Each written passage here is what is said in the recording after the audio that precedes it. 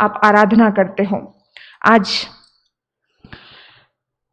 दिन दशहरे का है। किसका दिन है? दशहरे का दिन है। तो आज थोड़ी बात रावण की भी कर लेते हैं। आज रावण को बहुत अलग दृष्टि से दुनिया देखती है,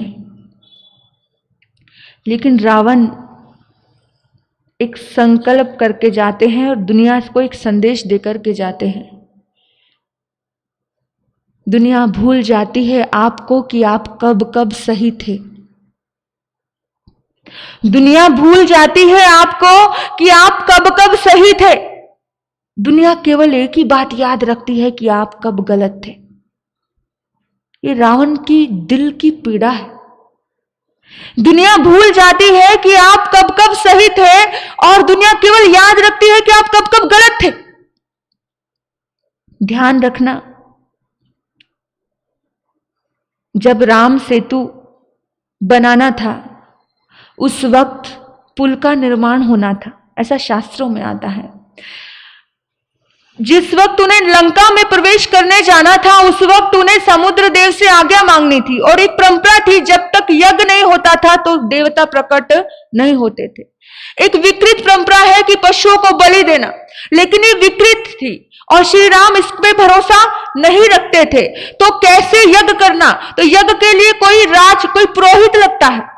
तो पुरोहित बनकर के जो साधना करवा दे, यज्ञ करवा दे, उसे कहां से लेकर के आए? उस जंगल में।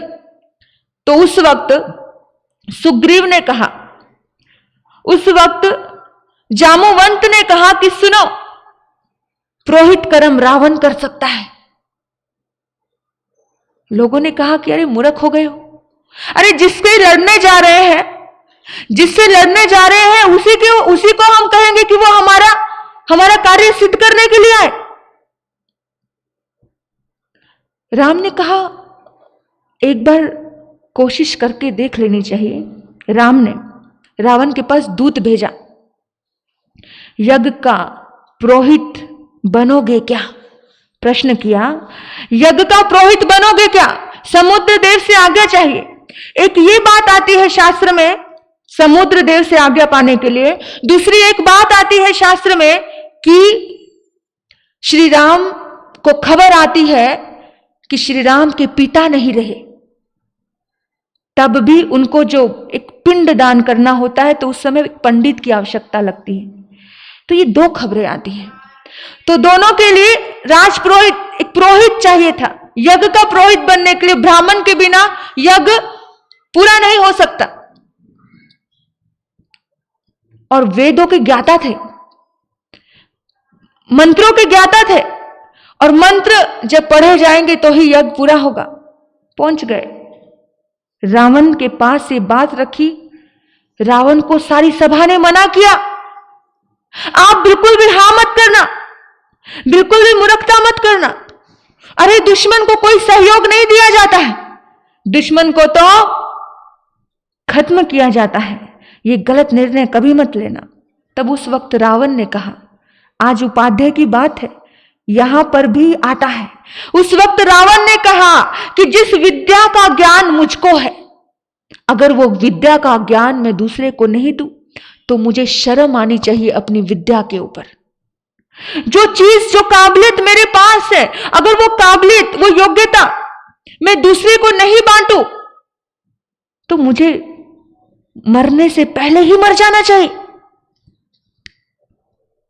सब लोगों ने रोका कि देखो आप ऐसा मत करो, लेकिन रावण की उदारता, रावण को पता है सामने दुश्मन है, पर उदारता देखिए आप।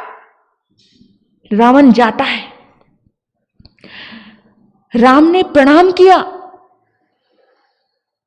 यज्ञ करवाया, बहुत प्रेम पूर्वक यज्ञ हुआ।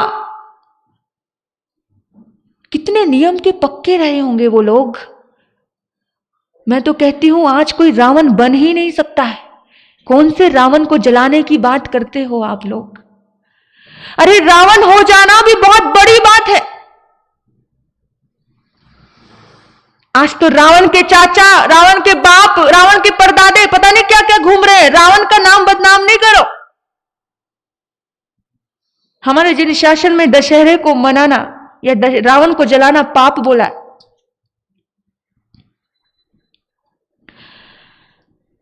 जिस वक्त श्री राम ने प्रणाम किया उस वक्त आत्म बलि रावण ने, पता है उन्हें क्या आशीर्वाद दिया था? आशीर्वाद दिया था विजयी भव। क्या आशीर्वाद दिया था? विजयी भव। और जिसे रावण आशीर्वाद दे दे, जिसे रावण आशीर्वाद दे दे, उसकी हार कैसे हो सकती है भाई?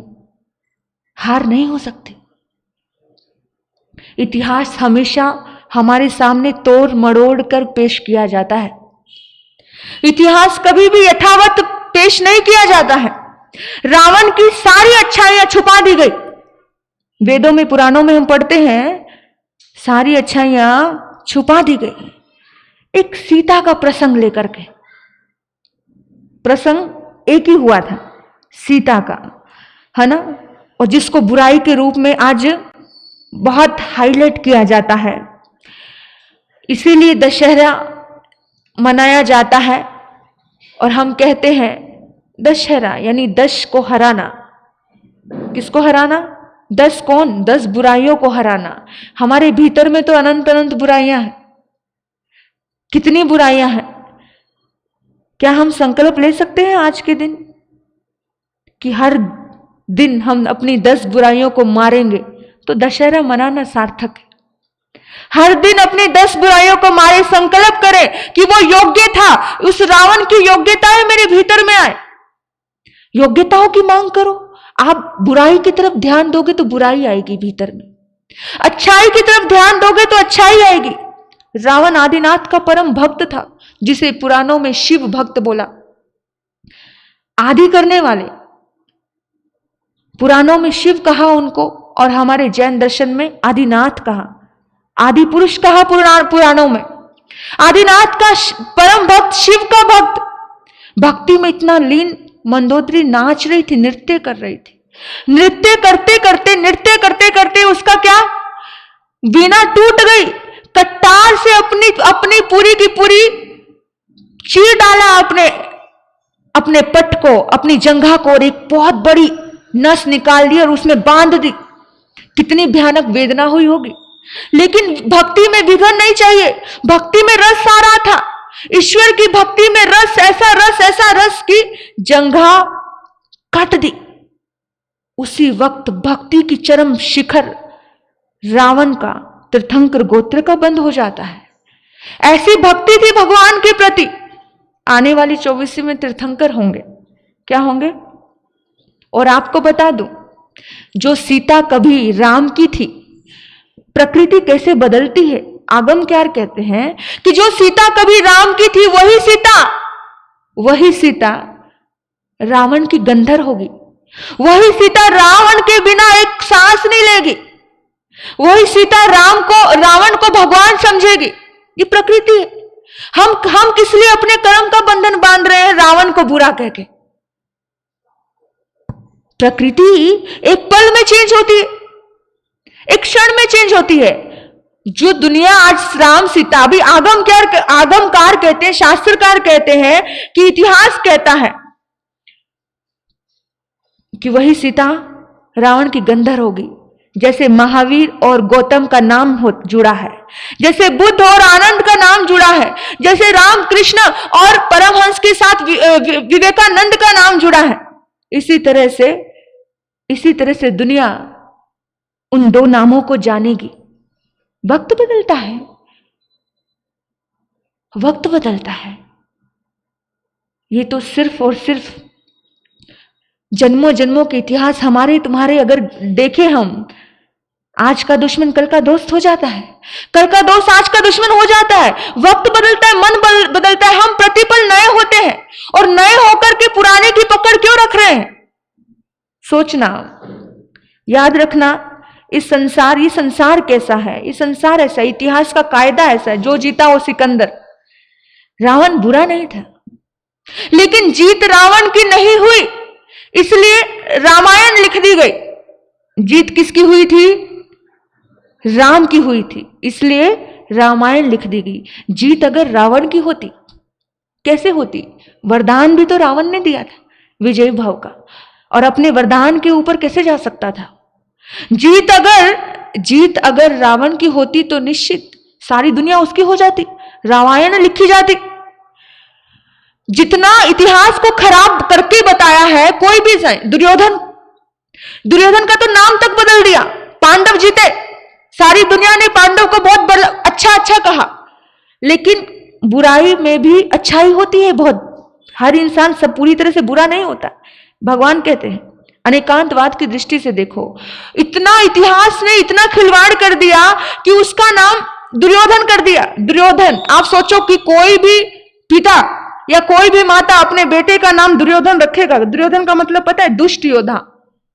नाम था सुयोधन, नाम था सुशासन, नाम कर दिया दुशासन। यानी इतिहास इतना ज्यादा टेढ़ा करके बताता है कोई भी चीज को। इतनी सी गलती हुई ना, इतना बना करके बताता है। विचार करना, पहले पॉइंट पे विचार करना कि रावण ने खुद होकर के दुश्मनी मोल नहीं ली थी।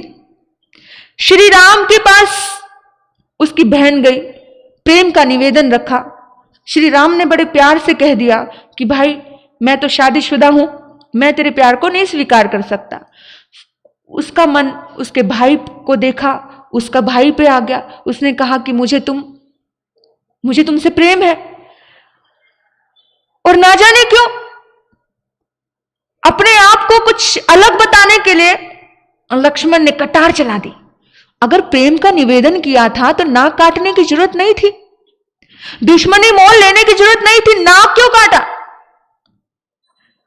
नाक काट दिया। अब देखो, बहन का बदला तो कोई भी भाई लेगा। बात सीता की नहीं थी, बात अपनी इज्जत की थी। और जब इज्जत की बात आई तो मेरी बहन का नाक काटा। बहन गई ना रावण के पास रोते रोते कि मेरा नाक काट दिया, ऐसा मैंने प्रेम का निवेदन किया, मेरे साथ ऐसे कर दिया। भाई को बड़ा गुस्सा आया, क्योंकि भाई को बड़ा प्यार था उसको। इतना प्रेम पहुंच गया। रावण सीता को उठा लिया। सीता को उठाने के बावजूद भी वो रावण की ताकत, कि रावण का एक संकल्प था कि किसी परिस्थिति को जबरदस्ती बलात्कार नहीं करूंगा। और रावण ने जिंदगी में कभी कोई बलात्कार किया नहीं। रावण के राजमहलों में रहने वाली वो स्त्री पवित्र बची। ये रावण की तो ताकत थी।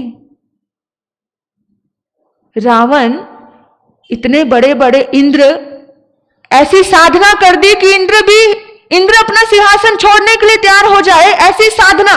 क्या रावण के पास ताकत की कमी थी क्या? नहीं थी।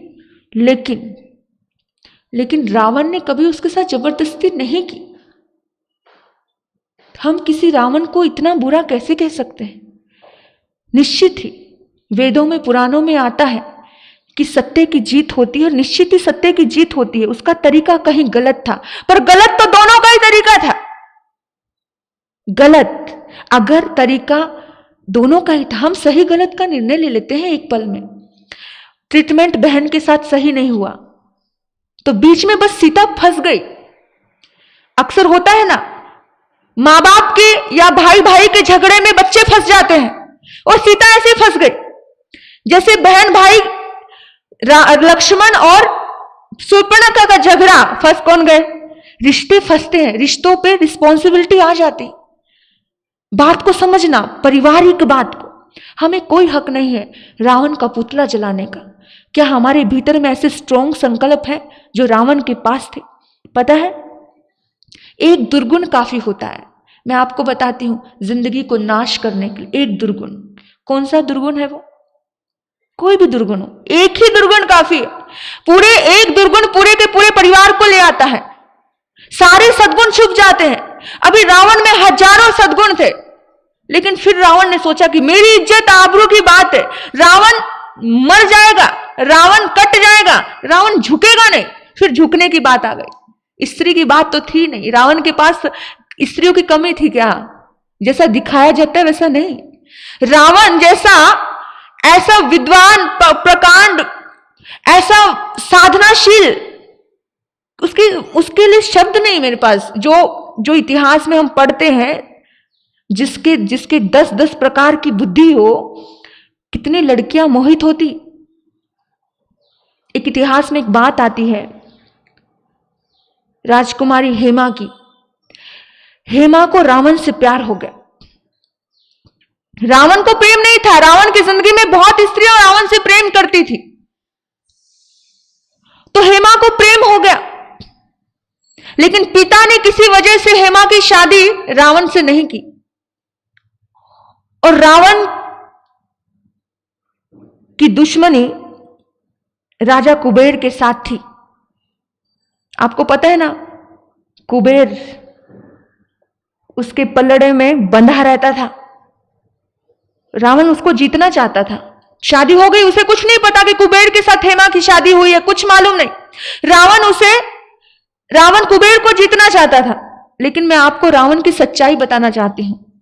इतिहास में जो मैंने पढ़ा, रावण कुबेर को जीतना चाहता था और कुबेर बड़ा ताकतवर था। रावण बार बार हारता। रावण जीत नहीं पा रहा था कुबेर को। एक दिन की बात है, हेमा ने लेटर लिखा और अपने दूत के साथ भेजा कि तुम मुझे अपना बना लो, मैं इसकी कमजोरी बता दूंगी। रावण के पास ये, रावण ने कहा पर स्त्री को मैं आंख उठा करके भी नहीं देखता हूं,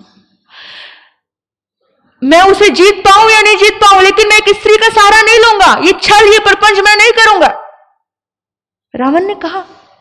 और रावण ने उसका सहारा नहीं लिया, अपने दम पर कुबेर को जीता, उसको नहीं अपनाया।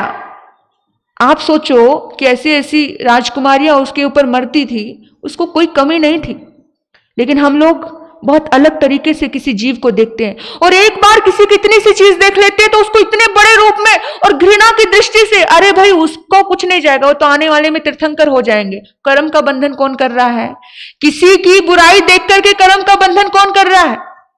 हम लोग कर रहे हैं। किसी की बुराई, आप याद रखना, पाप से घृणा करो, पापी से नहीं। ये बात आता है कि पाप दुर्गुण जो चीज है वो दुर्गुण है, वो दुर्गुण हमारे भीतर में नहीं आना चाहिए। लेकिन हमें घृणा, जो जिसके भीतर में दुर्गुण है उसको नहीं। अरे जो दुर्गुण से भरा है वो कभी भी सद्गुणों से भर सकता है, वो कभी भी बदल सकता है, एक पल में बदल सकता है। इस चीज का ध्यान रखना विशेष रूप से।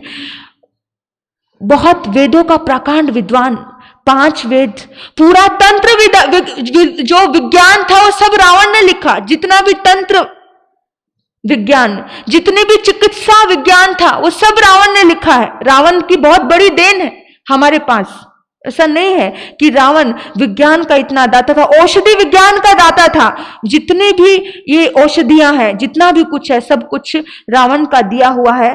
फिर भी हम रावण का पुतला जला ले तो हमें प्रायश्चित आता है। शास्त्रों में बोला है प्रायश्चित आता है। वो आने वाले तीर्थंकर हैं, निश्चित ही हम किसी का कंपैरिजन नहीं कर सकते। राम भी एक सिद्ध पुरुष और महापुरुष है, लेकिन कंपैरिजन यहां किसी का नहीं किया जा सकता। रावण होने वाले हैं, एक सिद्ध हो गया, एक होगा, बात तो बराबर ही है ना। तो हम क्यों अपने कर्म का बंधन करें? आज दशहरा है, निश्चित ही अपने हम विजय प्राप्त करें। किसके ऊपर विजय प्राप्त करें? स्वयं के ऊपर विजय प्राप्त करें, अपने इंद्रियों के ऊपर विजय प्राप्त करें। एक छोटी सी गलती इंसान को जिंदगी भर नीचा दिखाने की ताकत रख सकती है ना। जो अज्ञानी लोग होते हैं तो जीवन भर रावण का पुतला जलते हैं।